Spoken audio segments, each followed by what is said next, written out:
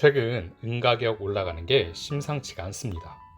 2024년에만 거의 25% 이상 상승했습니다. 은 가격이 왜 갑자기 올라갈까요? 투자할 타이밍일까요?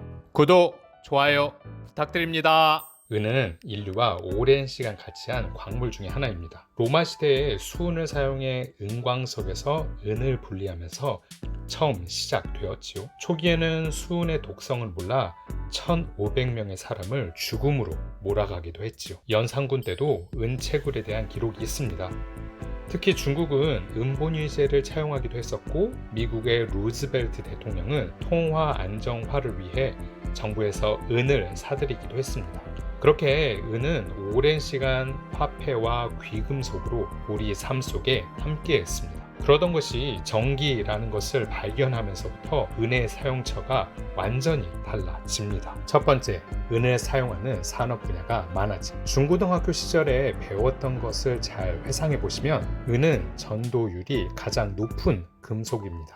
쉽게 이야기해 전기를 제일 잘 통하게 하는 금속입니다. 그래서 전기를 사용하는 곳에는 은을 사용하는 게 가장 좋습니다. 그런데 문제는 가격이죠. 은은 비싸니까요. 그래서 은 대신 구리를 사용합니다. 대부분의 전선은 구리를 사용합니다. 은을 사용하면 너무 비싸니까요. 그럼에도 전기를 더 잘 흐르게 해야 할 곳은 항상 있어서 은의 사용량은 점점 늘어났습니다. 그렇게 화폐와 귀금속으로만 주로 사용되던 은이 이제는 정말 많은 분야에서 사용됩니다. 특히 산업용으로 엄청나게 쓰이죠. 신재생 사업에 해당하는 태양광, 배터리 등에 다수 사용되기 시작합니다. 배터리 하니까 뭔가 느낌이 오시죠? 전기차. 2024년에 들어서는 전기차 판매가 부진하면서 조용하지만 그래도 전기차는 앞으로의 미래, 그러니 잘 봐야겠지요? 원래 내연기관에도 은은 사용되었습니다. 대략 경차 한 대에 25g 정도가 사용됐는데 엔진 부품이나 멤브레인 스위치에 사용됩니다. 그러던 것이 전기차에는 전기차 인포테인먼트 시스템, 전동식 파워 스티어링, 심지어 자동 제어 및 에어백 같은 장치에도 은이 사용되면서 기존의 2배인 최대 50g의 은이 필요합니다. 실제로 전기차 때문에 자동차 산업의 은 사용량은 3배 이상 증가할 것으로 보고 있습니다. 태양광 발전 시에도 사용됩니다. 태양광 패널에 은 페이스트라고 불리는 입자들이 입혀져 있습니다. 태양광에 의해서 생성된 전기를 은의 높은 빛 전도도를 활용하여 운반 및 저장, 그리고 태양광 패널의 출력을 높이는 역할을 합니다. 태양광 패널 한 대에 약 20g의 은이 사용됩니다. 내연기관 자동차 한 대에 들어간 양과 거의 비슷하니 엄청나죠? 이는 휴대폰에 들어간 양의 약 100배가 넘습니다. 이렇게 향후 사용량도 엄청날 것입니다. 은에 대한 수요는 지속적으로 늘어날 확률이 높습니다. 그에 비해서 공급은 조금씩 부족해지고 있습니다. 수요가 많이 늘어서 그런가 봅니다. 두 번째, 투자 목적. 투자 목적으로 은에 들어가는 돈들이 생각보다 많습니다. 실제로 이 그래프를 보시면 역사적인 은 가격의 추이를 볼 수 있습니다. 1980년과 2011년에 가격이 급등한 적이 있었습니다. 여러 가지 이유가 있었지만 가장 큰 것은 투자 목적이었습니다.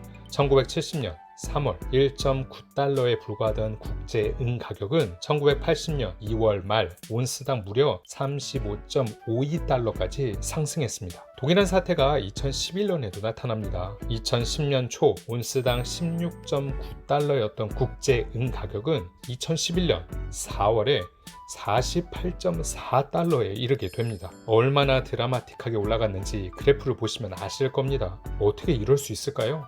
먼저 이야기할 부분은 은 가격이 이렇게 폭등한 게 정말 이례적인 사건이라는 겁니다. 왜 그럴까요? 바로 커피, 천연가스, 알루미늄, 그리고 은은 그렇게 극단적으로 공급에 문제가 생기기가 어려운 상품입니다. 이걸 한번 보세요. 2008년 이전까지의 은 가격을 보면 대부분 3에서 10달러로 장기간 횡보해 왔습니다.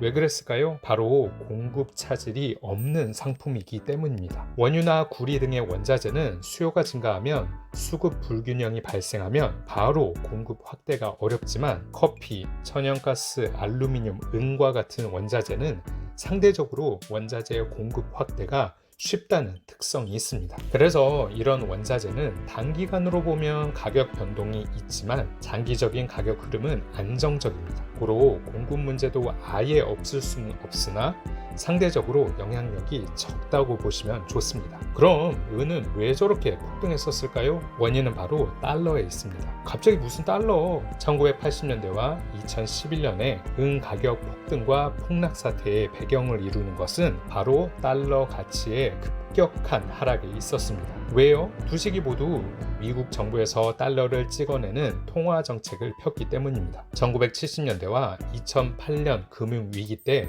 화폐 발행을 결정하는 연준 미국 연방준비제도 이사회에서 통화량을 늘려서 인플레이션을 야기시켰습니다. 특히 2008년에는 금융위기를 극복하기 위해 엄청난 달러를 찍어내니 인플레이션이 급격하게 일어난 거죠.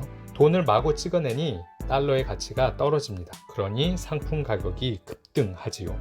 인플레이션이 발생할 때 가장 많은 수혜를 받는 자산이 바로 상품 자산입니다. 먼저 금값이 올라갑니다. 위 그림은 금값 대비 은값의 배수입니다. 금융위기 직후인 2009년에 그 배수가 80배를 넘어갑니다. 그러니 은값이 움직이기 시작합니다. 금값이 저렇게 고공행진하니 상대적으로 은값이 저렴해 보인 겁니다. 그러면서 은값의 급등을 이끌어냈습니다. 지금 어떤가요? 2024년 들어오면서 금값이 은값의 80배가 넘기 시작합니다. 그러니 은 가격이 움직이기 시작한 겁니다. 정리하면 은 가격 상승은 기본적으로 은 사용차가 많아져서 그렇습니다. 전기차, 태양광 발전에 사용되지요.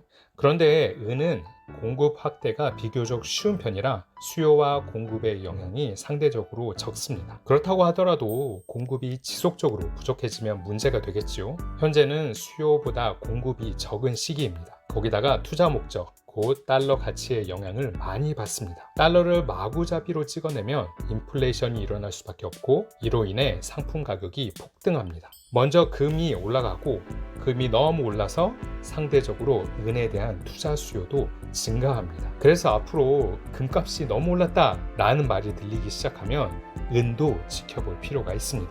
그럼에도 은은 조달하기 좋은 원자재 중에 하나임을 감안하셔서 투자해 보시길 바랍니다.